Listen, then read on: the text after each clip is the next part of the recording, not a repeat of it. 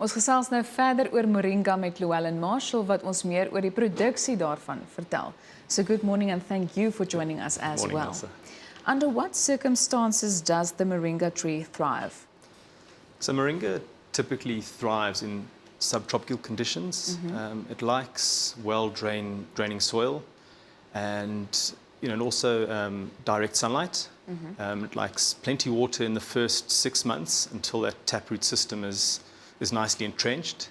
It doesn't like black frost, but that's not to say that it won't grow in those conditions.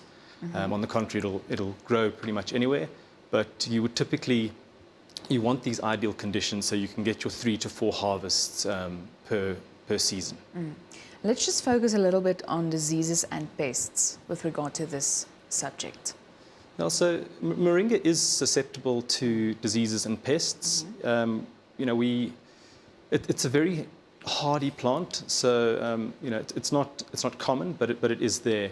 And typically we would see leaf eaters, so like caterpillars, armyworm, and podfly, things like that. But we always recommend that if you do get an outbreak, then rather just take a sample to your local ARC and get an insect specialist to actually analyze and give you the right mechanisms to control.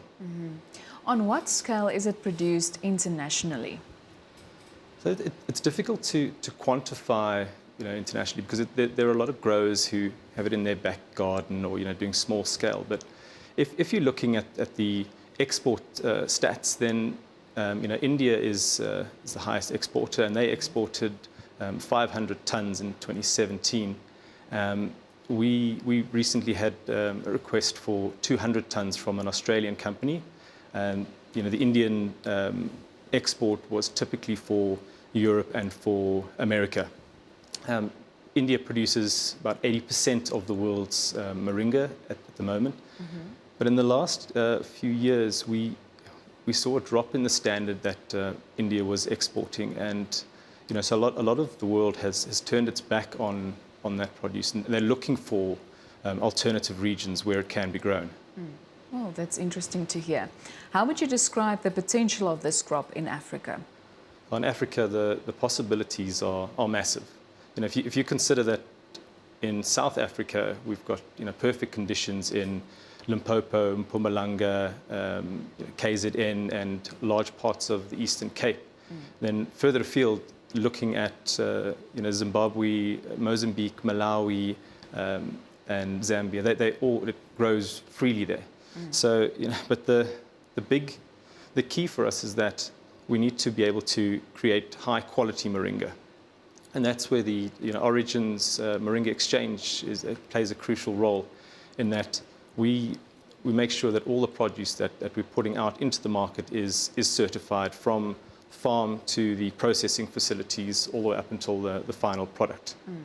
How has the moringa market grown over the last 10 years? Massively so. We've seen a massive uptake, especially in the last 3 to 4 years. If you consider that in 2015, the market was sitting at $4 billion US, and now we're on about 8 billion. So in the last 3 years, it's doubled. And if you then take the Google trends of people that are searching for moringa, in the last 10 years, it's gone up by 500%. So people are looking for it. They're learning about it, talking about it, and I think that as they are discovering it, it's just going to keep growing. So I really think that we're not even at the base camp yet of the iceberg. So in a nutshell, you are excited about the future growth of this market? Yeah, absolutely. There's just from the nutritional content and the applications that we currently have, but the applications that are being discovered. It really is an exciting product. Thank you so much for joining us this morning.